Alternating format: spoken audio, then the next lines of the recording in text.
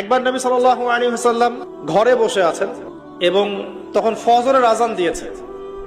তিনি বাসা থেকে বের হয়ে গেলেন, দেখলেন যে তার স্ত্রী মুসল্লায় নামাজ পড়ছে এবং নামাজ শেষ করে তিনি সুবহানাল্লাহ, আলহামদুলিল্লাহ, আল্লাহু আকবার, লা ইলাহা ইল্লাল্লাহ এগুলো পড়ছেন। হাতে খেজুরের বিচি আছে, খেজুরের বিচি এগুলো দিয়ে পড়ছেন, গুনছেন। নবীজি চলে গেলেন নামাজে সাল্লাল্লাহু আলাইহি ওয়াসাল্লাম, গিয়ে সালাত পড়লেন, তার সকালের কাজগুলো সারলেন।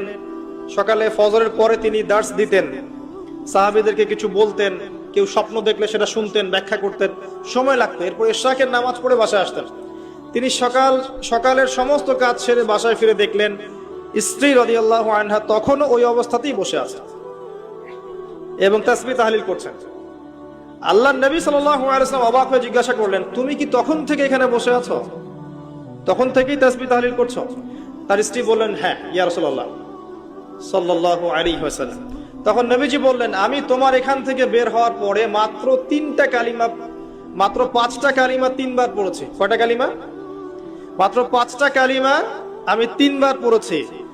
তুমি যতক্ষণ আমল করেছো এই আমলটাকে যদি এক পাল্লায় রাখা হয় আর আমারটাকে আরেক পাল্লায় রাখা হয়, আমারটা ভারী হবে বলে আমি আশা করি।